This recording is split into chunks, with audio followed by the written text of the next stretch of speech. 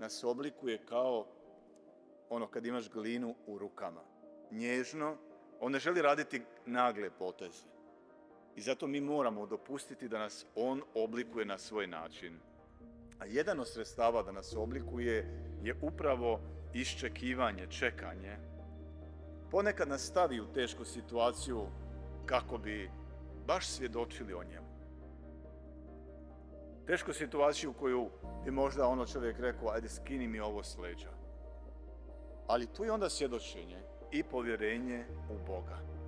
Zato, dragi mladi, nije Bog nikada daleko od vas. Bog vas nikada neće ostaviti, nemojte past nikada u tu napast. Koliko god da molite, iščekujete ustrajno. Možda neće biti onakav odgovor kako ti želiš, ali će biti. Bit će dobar za tebe. Samo ne preuzimaj stvari u svoje ruke.